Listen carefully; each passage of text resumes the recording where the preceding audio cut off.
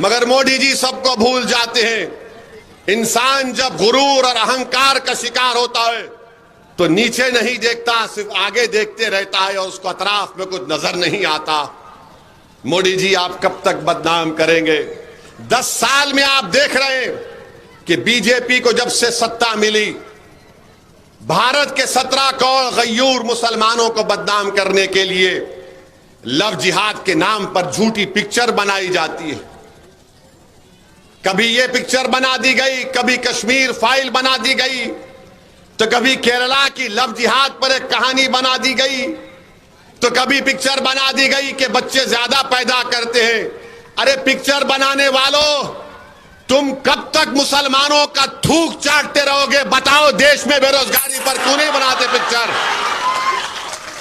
ارے مسلمانوں کا تلووں کو چاٹنے والوں, بتاؤ بھارت میں بے روزگاری کتنی ہے؟ بناؤ نا پکچر. اس پر نہیں بنائیں گے, کیونکہ بنائیں گے تو ان کے باپ موڈی ناراض ہو جائیں گے. مگر تم پکچر بنانے سے تم کچھ نہیں کر سکو گے.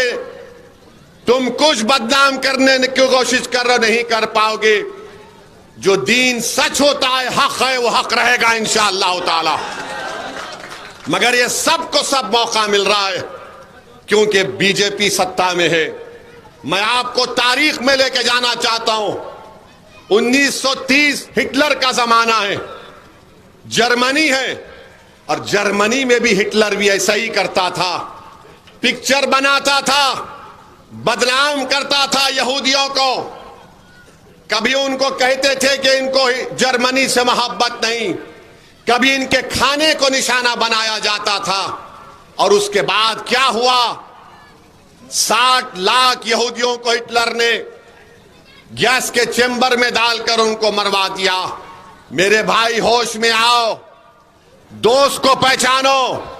دشمن تو اپنے عزائم کو کھل کر بیان کر رہا ہے.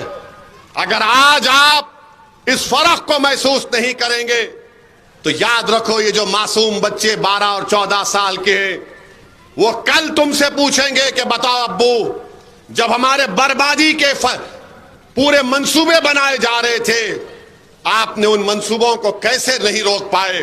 کیا جواب ہوگا تمہارے پاس؟ کیا جواب ہوگا تمہارے پاس؟ سوچ لو. ہم تو کوشش کرتے ہیں, کرتے رہیں گے. ہمارا مقصد ایک ہی ہے کہ بھارت کی راجنیتی ہو, بہار کی راجنیتی ہو. جب یہاں پر ہر سمودائے کا ایک لیڈر ہے, تو بتاؤ مسلم السنکھیک سماج کا کون نیتا ہے؟ تم کب تک تیجسوی کو, لالو کو, نتیش کو اپنا نیتا بناتے رہو گے؟ تم کب تک ان کو موٹا کرتے رہو گے؟ تم کب تک جھولی بھر بھر کر ان کو ووٹ دے کر ہمارے ارمانوں پر, ہمارے لاشوں پر ان کے سیاسی محل کو تم کب تک تعمیر کرواتے رہو گے؟ میرے عزیز دوستوں اور بزرگوں, میری آپ سے اپیل ہے کہ اپنی اہمیت کو جانیے, اپنے ایک ووٹ کا صحیح استعمال کریے. یقیناً بی جے پی کو روکنا ہے.